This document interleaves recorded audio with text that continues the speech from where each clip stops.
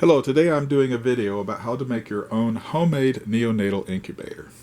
Please forgive the dog in the background and also the lighting in the room is not the best. I rehabilitate squirrels, baby orphan squirrels. Last fall, I got in some so young that I was very worried that if I could not maintain a proper temperature environment for them, that it was going to lower their chance of them surviving. In fact, I got one in that was 1 day old.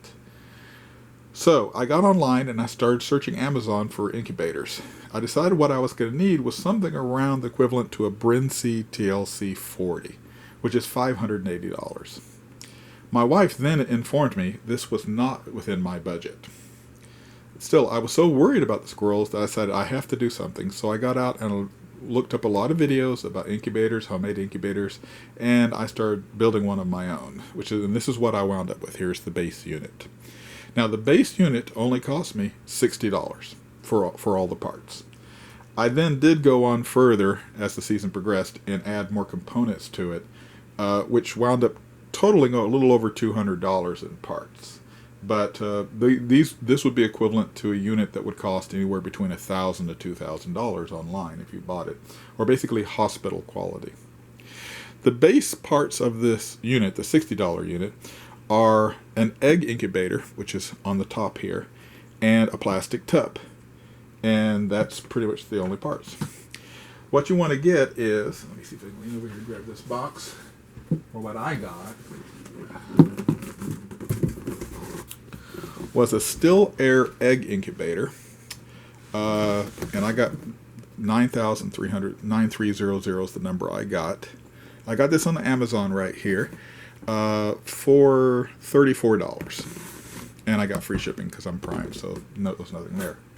Still air incubator for eggs comes with a styrofoam tray like this and a lid, which is this up here on the top. So you just take the tray and you throw it away. I then took the lid with me to Lowe's and Home Depot, and I went around putting it on top of tubs to see how it would fit. I was looking for a tub with the best fit and also with as clear as it could be on the plastic, because I wanted to be able to look in here and see the babies and see how they were doing. So once I found the tub, which cost me around $12, I brought it home. I took the lid, I put it on top of the plastic lid for the tub, traced it out, and then I took a Dremel and I cut a hole on the inside for this to fit. Now, the research I was doing, the people then attached this with duct tape, which worked. It worked fine, and they did dozens of them like that. I went a step further. Since I had it, I went ahead and used a hot glue gun, and I put hot glue all around there to make it airtight and bring it and seal it down on there. And now, the next problem I ran into was the sensor here is too short to reach all the way to the bottom of the tub. And I wanted to maintain the temperature near the bottom where the babies are, not the temperature up in the middle. I wanted to monitor that. So I took this lead here, I cut it in half, and then I spliced in about 4 little wires, which I got around the house out of scrap. I spliced those in and then wrapped the whole thing back up with electrical tape there. So I'm not going to figure that into the cost, but you need to try to get that sensor down to where it's just about half an inch off the floor down there. This worked good.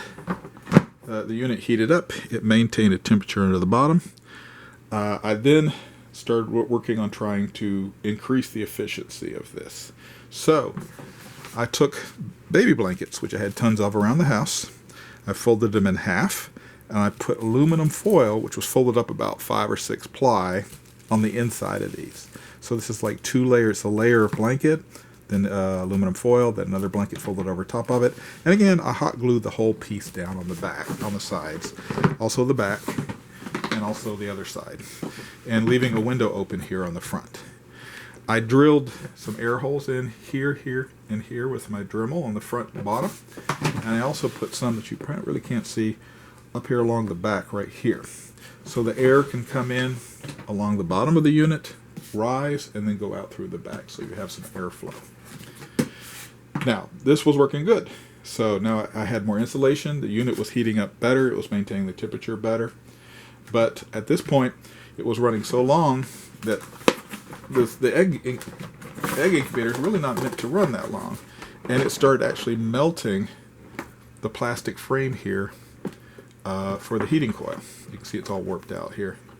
So I bought a little USB fan right here for about $8 online, and it has a switch where I can choose low, high, or off, and I just kept it on low, and it blows just a slow amount of air across these heating coils. I also unhooked this heating unit here. There's 2 screws holding it in. I took this loose. I put some aluminum foil all back behind here and around it, and I also angled it down so that the air coming across would blow downward into the tub. And just to protect the styrofoam here, and trying to reduce any melting or overheating on the lid itself. This worked really good at this point, because with the air moving across the coils and down and slowly around in the unit, before I would take this lid off and to like feed a baby, and I put the lid back on. It would take 5 to 10 minutes to get back up to the regular temperature and get the regular temperature again. With the little fan blowing across here and circulating the air very slowly, it was only taking about 1.5 to 2 minutes to bring it back up to temperature after opening the lid and then closing it again. On the top of the unit here, you can actually see the little monitor here. This displays the temperature that it senses, and you can set what temperature you want to maintain here on the front with the up and down buttons. And once it gets up to temperature, it shows a little happy egg symbol there to show that your eggs or your babies are doing good. So, total here was $34 for the egg incubator, $15 for the tub, and about $9 for the fan. That totaled out to $60. And this was a very usable unit. You know, it was very good. The other thing I did also was I took a heating pad, like just a basic heating pad, which you have plenty of those around. And I put a blanket between the heating pad and the tub to transmit the heat more evenly. And I just put that under about half the tub, because I always love the heat half the tub more, and the rest of it worked good. Now, this kept the floor. I put the heating pad on a low setting. This put some heat into the bottom of the floor, so the unit didn't have to continually heat the floor as well. I also I took one of the holes here out right here, and I put a meat thermometer down through here, which was actually touching the floor, and put the meat thermometer up here so I could actually see what the floor temperature was, and also see what the air temperature was in the unit as well. So I put remember the heating pad underneath it here to try to assist the unit on maintaining the heat. But so there you go. There's your basic neonatal incubator for $60. Like I said, I did add more to this, which made it more expensive, because one of the problems you have with this, the whole thing of this unit is humidity. Anytime you heat air, you pull the moisture out of the air. You wind up with very dry air in here, which could then dehydrate your babies. So what I did was, what most people do with these units are they put some type of wet material in here, like paper towels or newspaper or a washcloth, to add humidity to the unit. They are then continually struggling with trying to keep the humidity at the right amount, because once you put all this stuff in here, then the humidity goes up to like 80 or 90%. Now you're trying to bring it back down. So some people went out and they bought little gel humidifier jars from the tobacco shops for about $9, and they put that in there too. So they were adding moisture, and at the same time the gel jar was trying to lower the moisture.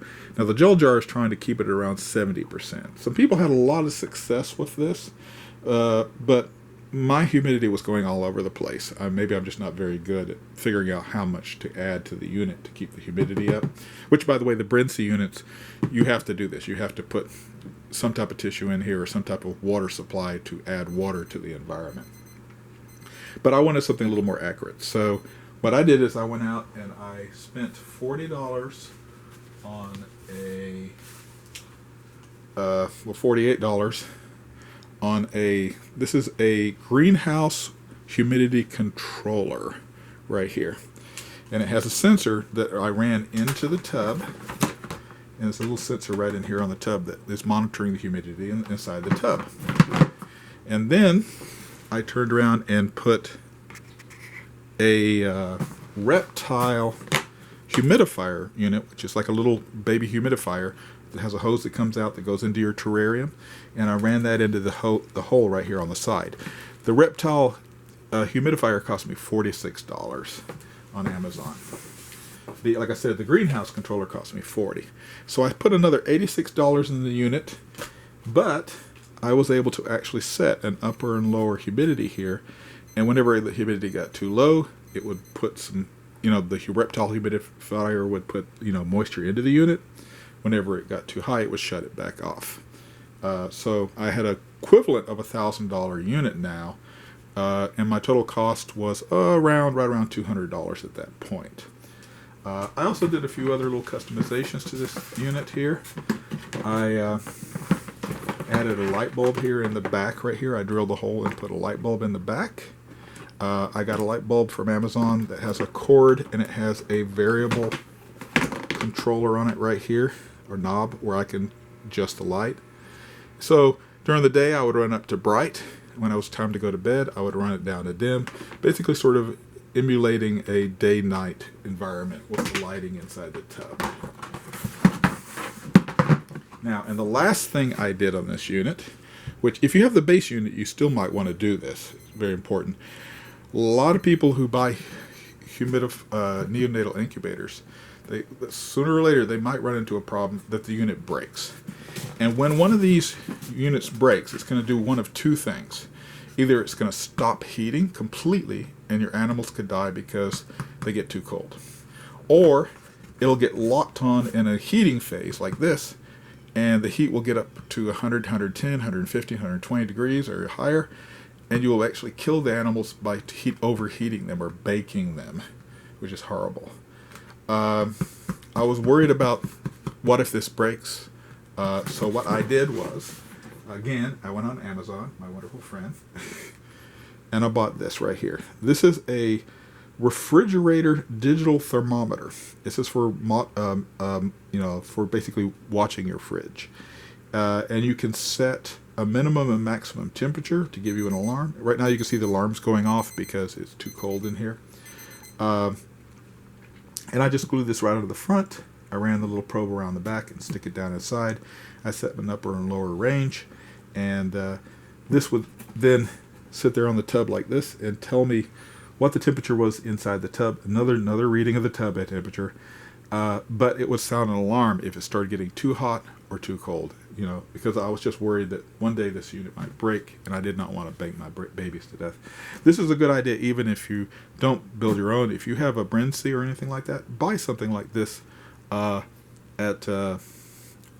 can get it for like I think this was $13. Yes, this was a $13 on Amazon. It's a refrigerator monitoring digital thermometer unit, and just add it to your unit for a little safety on there. Anyway, so there's the base unit, $60. All the stuff I added brought me up to around $200, but like I said, then that was equivalent to a couple $1,000 unit, and the thermometer on it for safety. And there you are.